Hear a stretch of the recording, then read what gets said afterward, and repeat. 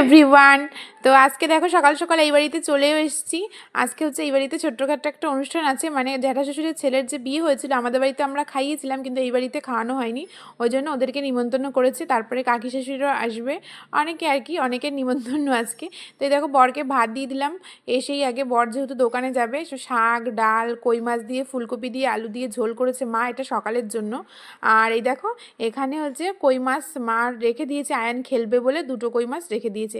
তো রান্না হবে হচ্ছে হাঁসের মাংস, মেন আর কি আজকে মানে মেন খাবার হচ্ছে হাঁসের মাংস।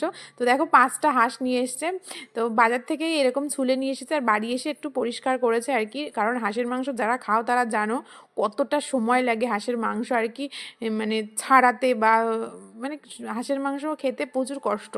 যাই হোক, আমি এদিকে পেঁয়াজটাই দেখো কেটে দিয়েছি, মায়ের সমস্ত রকম মশলা আমি করে দিয়েছি, মা শুধু রান্নাটা করবে বসে বসে। আর এদিকে দেখো মা গেছে বটি আনতে, ওই দিকটায় গেছে, যেহেতু ওই যে মাংস কাটার জন্য বটি নিয়ে নিয়েছে। তো আমি এখন আলু ঠালু কাটবো কী করে, ওই জন্য মা গেছে। আর এদিকে একটু ভিডিও করছিলাম আর কি, তোমাদের সাথে শেয়ার করলাম কত সুন্দর দৃশ্য গ্রামের।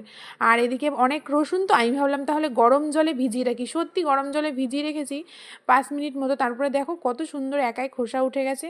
আর এদিকে দেখো লোটে মাছের ঝাল মায়ের রান্না করা কমপ্লিট হয়ে গেছে, দেখো কত সুন্দর কালার হয়েছে তাই না।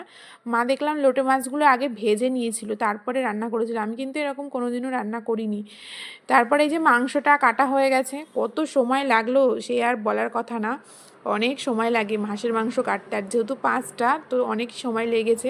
আর এদিকে আয়নের জেঠু দেখো আয়নকে দোকানে নিয়ে গিয়ে এক চেন খাবার কিনে দিয়েছে, মানে ও যা বলবে সবাই তাই শোনে, ওই জন্য ওর এত বায়না।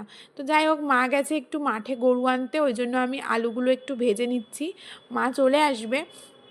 আলুগুলো আমি ভাজতে থাকি, যেহেতু হচ্ছে না হলে লেগে যাবে নিচে, ওই জন্য। আর এদিকে দেখো মানে আয়নের কাকা মানে আমার দেওর এদিকে মাংসটা মেখে দিচ্ছে, এত সুন্দর করে মাখছে, মনে হচ্ছে যেন কাঁচাই খাওয়া যাবে, তাই না বলো? যারা আর কি খাও, অনেকেই খাও না জানি, আর যাদের যাদের কাছে প্রিয় তাদের কাছে তো ভীষণ প্রিয়।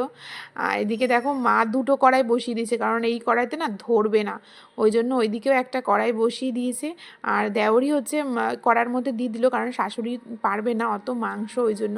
এখানে 6.5 কিলো মাংস রয়েছে, তো ওই জন্যই দেখো মায়ের দুটো কড়াইতে আর কি দিয়ে দিচ্ছে। এখন কে বসেছে জানো রান্না করতে? এখন বসেছে আমার দেওর, মানে আয়নের কাকা রান্না করতে বসেছে। মা একটু আর কি থালা বাসন টাসন মাজছিল, আর ওইদিকে আয়নও কান্না করছিল, ওই জন্য আর কি মানে দেওরই বসেছে রান্না করতে। আর ওই কড়াইতেও মানে বসিয়ে দিয়েছে, বললাম না একটা কড়াইতে ধরবে না, ওই জন্য আর কি দুটো কড়াই দিয়েছে, অনেকটাই তো, ওই জন্য আর কি। দেখো কালারটা কি সুন্দর এসছে তাই না? তো যারা যারা হাঁসের মাংস খাও তারা তো এর টেস্ট নিশ্চয়ই বুঝতে পারবে। আর এই দেখো ফাইনাল লুক কেমন হয়েছে বলো, কত সুন্দর হয়েছে তাই না? তারপরে কিন্তু এই যে একটা কড়াইতে ঢেলে দেওয়া হয়েছে, মানে কষানো হয়ে যাওয়ার পরে জল দিয়ে এরকম একটা কড়াইতে ঢালা হয়েছে। আর এদিকে করেছে যে বেগুন ভাজা, বাবা আবার আয়নের জন্য যে কাতলা মাছ নিয়ে এসেছিল, সেই কাতলা মাছ ভাজা। আর এই দেখো এখানে সবাই খেতে পড়বে, মানে সবাই না, এক ব্যাচ আর কি প্রথমে খেতে বসেছে। আর আয়নের পাপা দেখো উপরে বসেছে, নিচে জায়গা পায়নি। আর কলার পাতায়, আমাদের এখানে কলার পাতায় খাওয়া হয়, সেটা বলতে আর অপেক্ষা করে না, কলার পাতার খাওয়ার মজাই আলাদা। আর এই দেখো সবার শেষে আমি আর শাশুড়ি মা এখানে খেতে বসেছি। তো দেখো হাঁসের মাংস কার কার খেতে ভালো লাগে বলো, অবশ্যই কমেন্ট করো। মা এদিকে দেখো খাচ্ছে একদম লাস্ট, মা প্রায় সন্ধে হয়ে গেছে, তো মা খাচ্ছে আর আমি একটু ভিডিও করছিলাম আর কি। আমরা এক্ষুনি চলেই যাবো, আয়নের পাপা হচ্ছে দোকানে যাবে। আর দেখো আমাদের বাড়ির সামনেই এই জগদ্ধাত্রী পুজো, তো আয়নের পাপা ভিতরে ঢুকেছিল, আমি আর যাইনি। প্রত্যেকবারের মতো শাশুড়ি মা এই যে পাঠিয়ে দিয়েছে আবারও বাড়ির জন্য এই যে হাঁসের মাংস।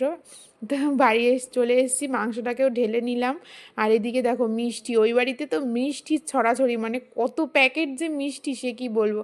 তো আমি একটাই এনেছি, আর এখানে আয়নের